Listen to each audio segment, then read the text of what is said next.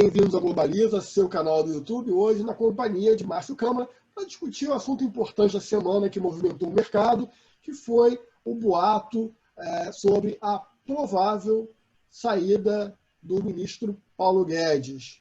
Como vai, Câmara? Muito bem. Bom dia a todos. Obrigado. Esse é um ótimo tema, muito atual e ainda não concluído, né? O que é mais importante ainda. Eu acho que é importante analisar, Câmara, que nós vivemos um momento muito atípico. Há uma discussão importante a gente não descuidar de teto da meta, não descuidar da preocupação com a inflação, mas, por outro lado, estamos no meio de uma guerra, e ainda com uma guerra com um cenário, esperando que a solução seja em poucos meses, mas ainda estamos aguardando. Como é que você consegue perceber esse momento da economia, as aflições, as angústias do Paulo Guedes, a necessidade de programas sociais aí que envolvem o caixa do poder público e, efetivamente, a essa possibilidade de rompimento da meta? Bem, o cenário é confuso, né? Talvez até paradoxal. É um cenário que não tem clareza nem definição assim, objetiva. Por quê? Porque, em primeiro lugar, a gente entende que é uma administração, essa que está aí, que não pratica corrupção, algo que se percebe e sabe. Então, isso, por si só, já retém bastante os gastos. E aí, ainda nessa parte da ambiguidade desse cenário, a gente vê também muitas inaugurações de obras e que não foram comunicadas, né? Não eram obras sobre as quais houve uma propaganda prévia. De repente, passado aí a doença do Covid que acometeu o presidente, ele então passou a viajar. Eu acho que faz parte um pouco do presidente que quer se comunicar com o povo, mas passou a viajar não para fazer apenas, digamos, renovação do seu gostar pelo povo que ele está visitando, mas inaugurando obras. E essas obras custam dinheiro. Então, uma discussão que o mercado tem é que esses recursos, no meio de uma pandemia, por isso que é muito ambíguo tudo, né? No meio de uma pandemia em que esperava-se, a expectativa era que não haveria recursos, quase que ao final da pandemia, de junho, julho para cá, ele passa a inaugurar vários equipamentos que ficaram anos enferrujando ou em classificação de obras em andamento. Isso nos faz pensar que tem alguma eficiência ali, que nem é ainda uma questão de querer garantir uma reeleição, porque ela já está muito distante. Então, parece que conseguiu ele, fez os aportes sociais que fez e ainda conseguiu investir nisso, o que deve ter sido feito desde 2019, eu acho, né? E foi inaugurado agora. Bom, e por que isso é ambíguo? Por outro lado, há toda hora uma discussão de ameaça de se ultrapassar o teto de gastos previsto no orçamento. Isso é comum em todos os governos, evidentemente, né? Mas, para um governo que está inaugurando obras, muitas obras, e que está ampliando as bolsas que existiam no governo Dilma e Lula e criando outras por causa da pandemia, é de se achar assim, curioso como é que tem recurso para tudo isso e não se ultrapassou a meta. Então, o que eu acho, para resumir essa primeira intervenção e te devolver a palavra, é que eles estão em cima da linha. Estão quase, sabe, sem folga para não ultrapassar o gasto. E o Paulo Guedes sabe disso, e isso está gerando uma discussão séria com o presidente, além do que tem uma diferença ali de ideologia em relação a esse programa novo que não foi lançado, e acho também que houve um vazamento do Ministério da Economia que fez o presidente Bolsonaro ter que fazer aquela declaração pública, né, aquele statement que foi grosseiro não era preciso fazer aquilo, mas eu acho que ele fez porque soube que teve um vazamento e quis se defender da maneira que ele se defende. Então, esse é o quadro. Por isso que ele é ambíguo. Ao mesmo tempo que tem um Ministério da Economia muito eficiente, muito elogiado, e o outro ministério, que é da estrutura, que também é um ótimo ministro, executando tudo isso, portanto, deveria ser um momento de júbilo deles. Ao contrário, há um momento de atrito entre eles. Então, essa é a ambiguidade que eu observo. Câmara, nesse momento aí, acho que a inauguração de obras tem um aspecto social, embora concordo com você, eu acho que é um momento, e volto a repetir, estamos diante de uma guerra. Não uma guerra contra um inimigo físico, mas uma guerra contra um patógeno, contra uma doença que merece ser ainda muito enfrentada com todo o rigor. E gastos, a gente não tem ideia ainda de quanto vai ser necessário gastar para manter a saúde pública.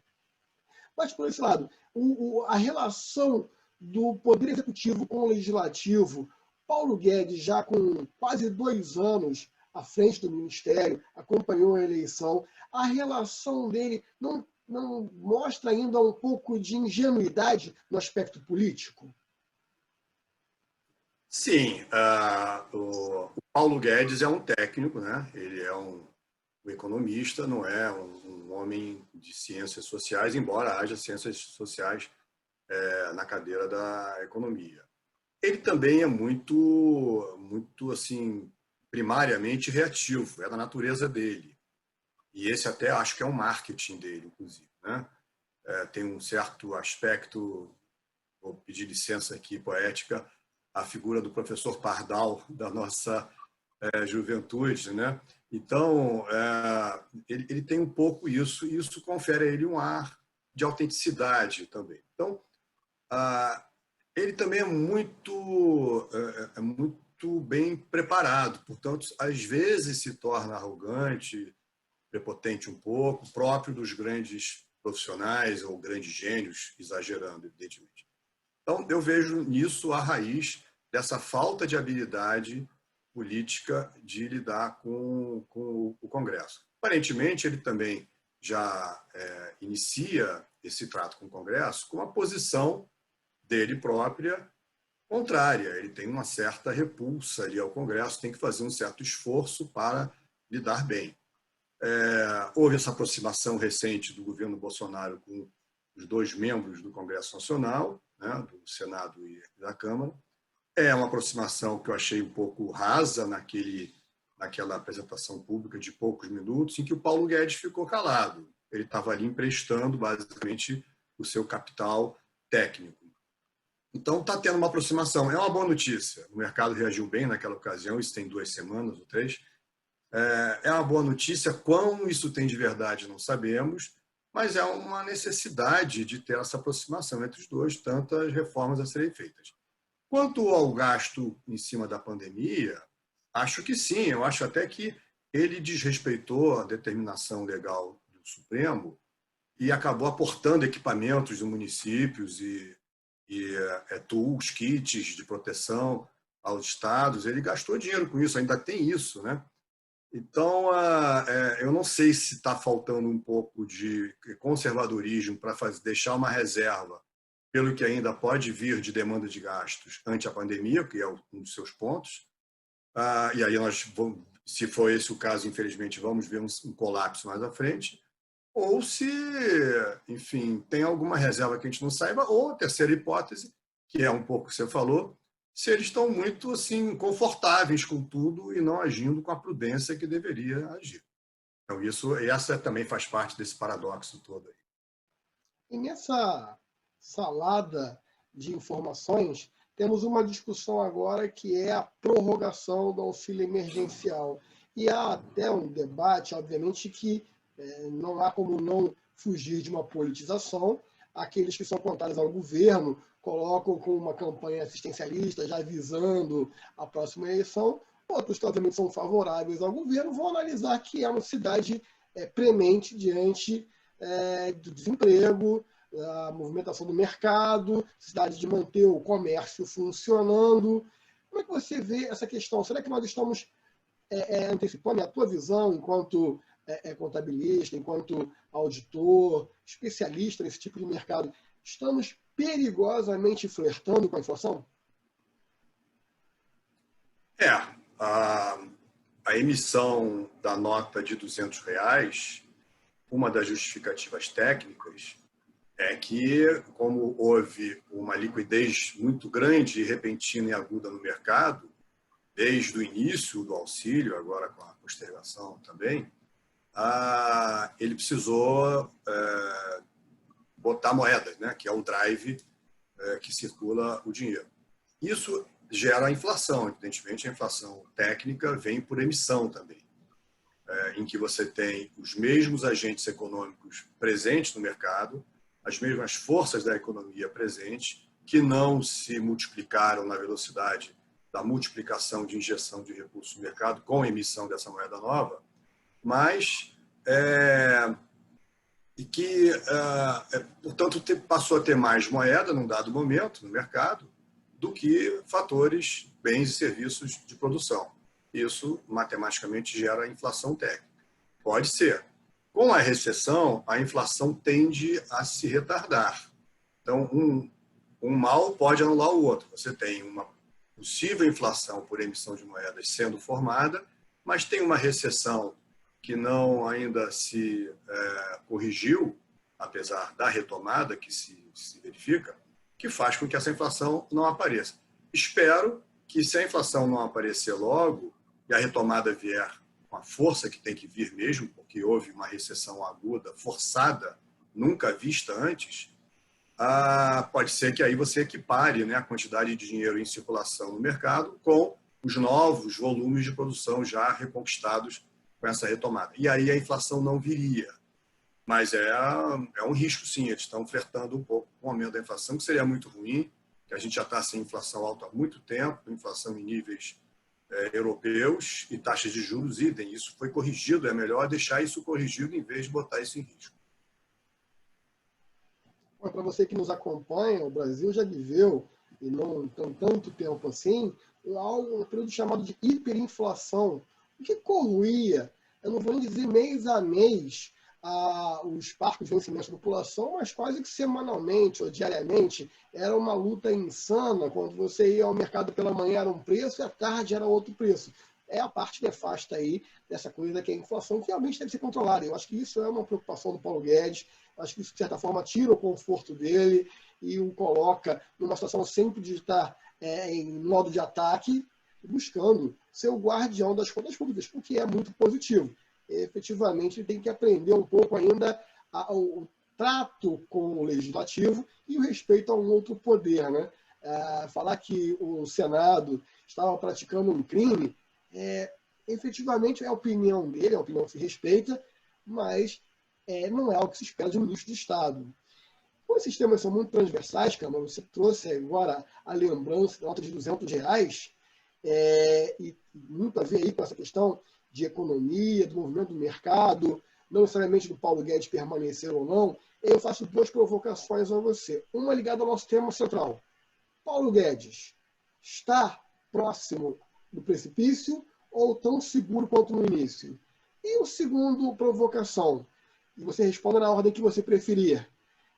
Num mundo tão digital como o nosso, e cada vez mais digital, agora com o Banco Central aprovando aí a entrada em vigor do PIX, entre outros meios de pagamento, uma nota de R$ 200 faz sentido? Bom, eu vou seguir a ordem da sua apresentação. O Paulo Guedes gerou, junto com o presidente Bolsonaro, ambos têm temperamento forte, um atrito, né?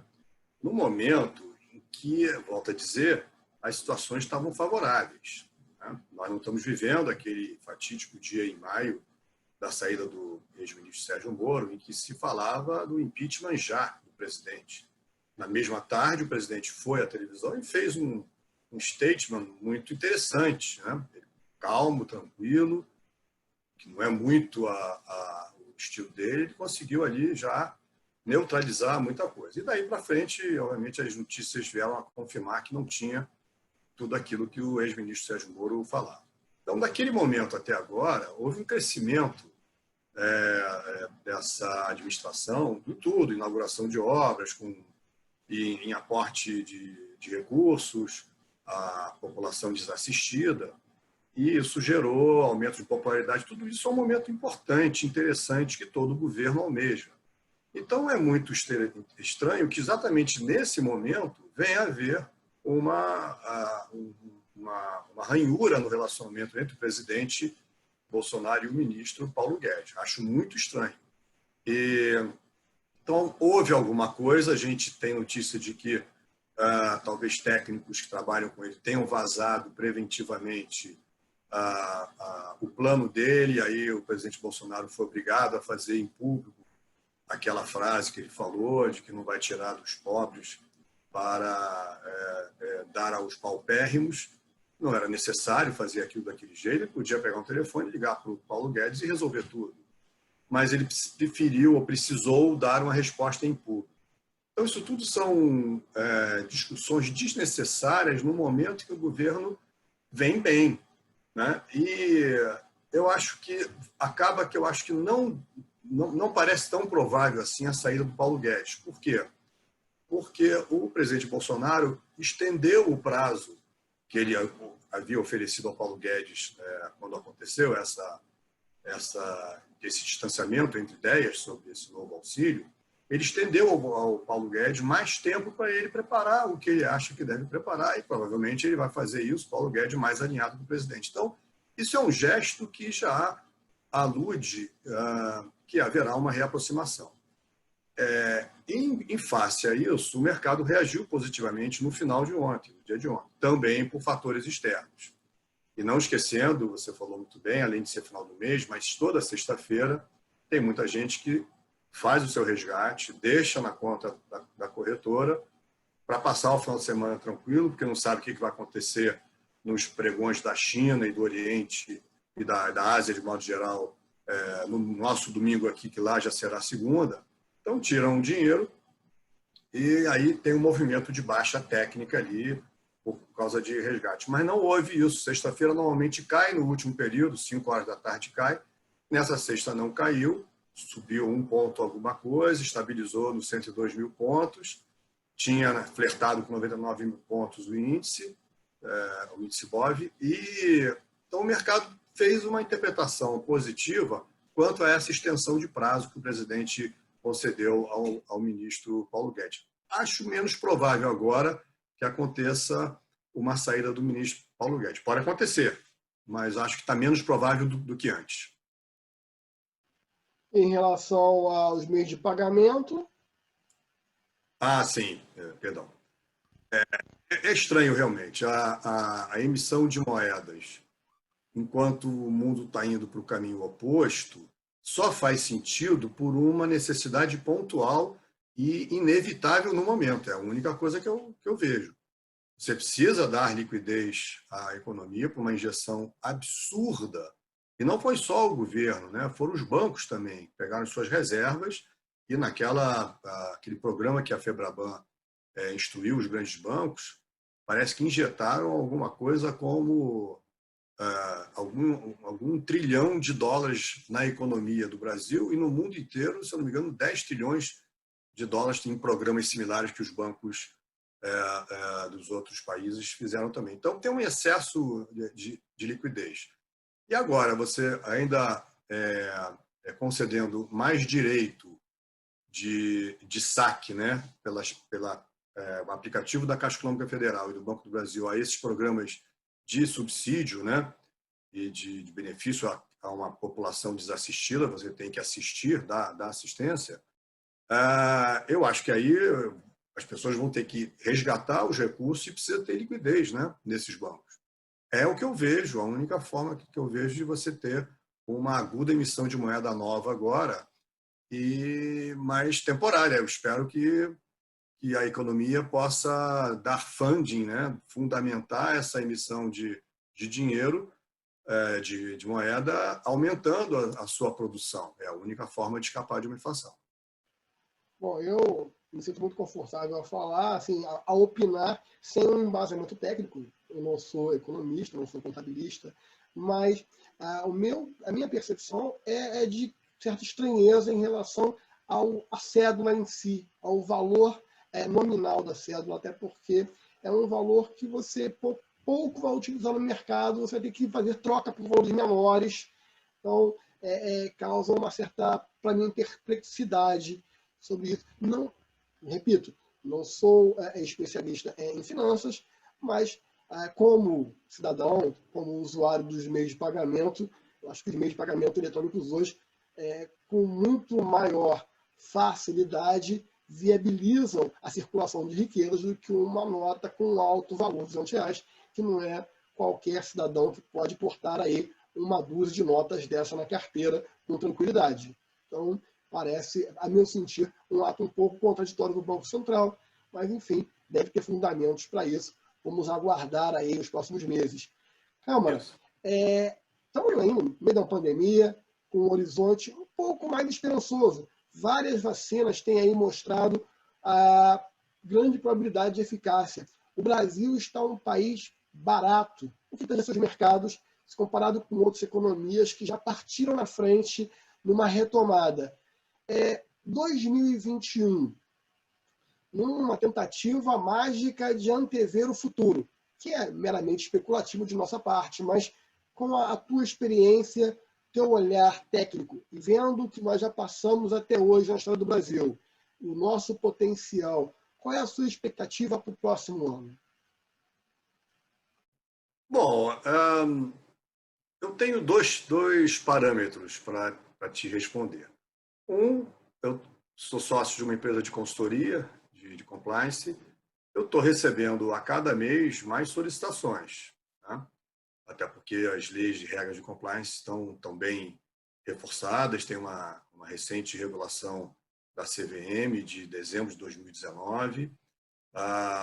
Os mecanismos internacionais estão realmente exigindo dos seus associados, o Brasil é um deles, que reforcem os procedimentos e que façam testes, não só implantem os procedimentos, mas façam testes de conformidade ou de aderência. Eu tenho recebido, casualmente ou não, com a retomada da economia, mais solicitações. Então, isso é eu olhando aqui do meu microcosmos, né, do meu cockpit, eu vejo isso acontecendo. Também, seguindo os meus consultores, que me apoio, todos eles são zero e vezeiro em dizer que haverá um crescimento do Brasil, fala muito em Brasil, também não consigo entender como o Brasil se descolará do mundo se o mundo não crescer, só o Brasil crescer, é um pouco raro, mas pode acontecer. O Brasil é fortíssimo no agronegócio, por exemplo. Então, todos falam em crescimento, né? Em redução até pela metade da expectativa de queda do PIB que se tinha em março, quando a pandemia começou. Isso também é uma alteração estrutural enorme. Você, em 5 meses de pandemia, você consegue diminuir pela metade a queda do PIB que se imaginava no início da pandemia. Só tem 2 explicações. Estimaram mal a queda em março, ou essa estimativa de que vai cair só a metade do que estimaram lá atrás não está correta. Eu estou mais pela primeira, porque a redução realmente da queda está acontecendo. O agronegócio ajudou muito, mas não é só o agronegócio, né? A parte imobiliária também já está começando a ajudar bastante e é muito importante para o país o segmento imobiliário. Então, eu tenho expectativa positiva, salvo, evidentemente, o comportamento desse vírus que nós não conhecemos. Ele demonstra ser um comportamento instável, tem taxa de contaminação alta em certos lugares e em outros não. Ele foi apresentado a nós como um vírus de contaminação muito, muito alta e que acomete outro órgão nosso do que era a gripe normal, né? Então, não sabemos se vai ter segunda onda, terceira onda, já há um caso de recidiva aí, na Ásia. Então, o vírus pode atrapalhar, mas ninguém tem métrica sobre isso ainda. Então, usando só o que a gente consegue enxergar, deixando um pouco o Covid-19 de lado, acho que a perspectiva de crescimento é plausível até pela demanda reprimida. Muita coisa deixou de ser construída, deixou de ser feita, deixou de ser investida.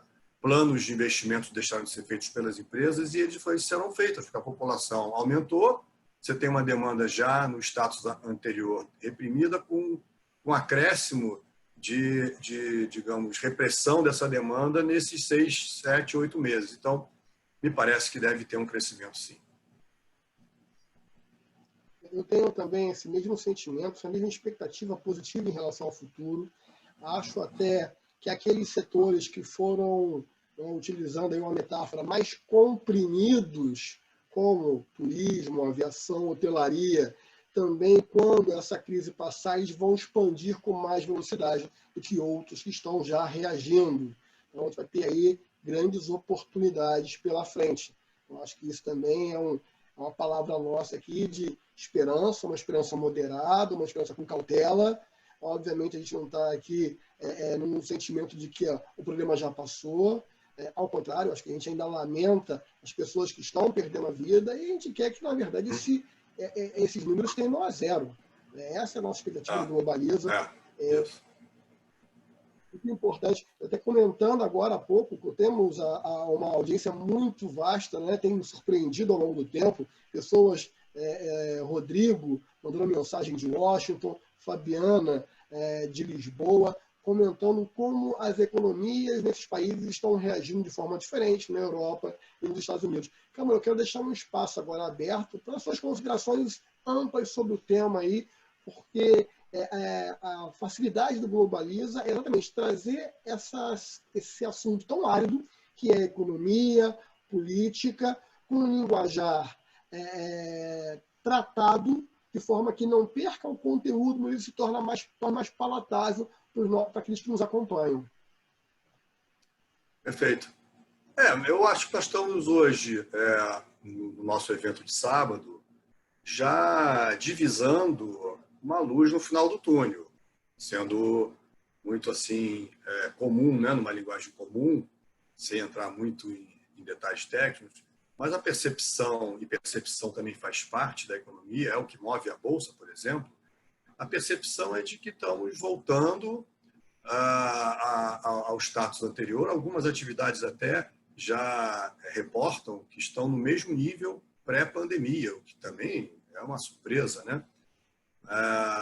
Você mesmo já nos comunicou preventivamente aqui do canal que o aeroporto Tom Jobim já vai abrir para voos internacionais para a América do Sul em setembro. Então, isso é uma ótima notícia. Tem o Mercosul, que vai também ser beneficiado com isso e tudo. Então, eu acho que as coisas de fato estão acontecendo. A percepção é positiva, aparentemente.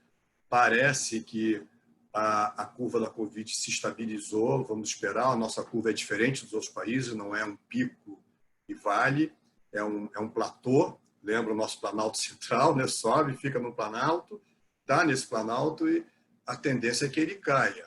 Então, são sinais positivos, são informações também positivas que vêm do setor da economia. E, por fim, apenas faço uma digressão rápida aqui, em face da nota de R$200.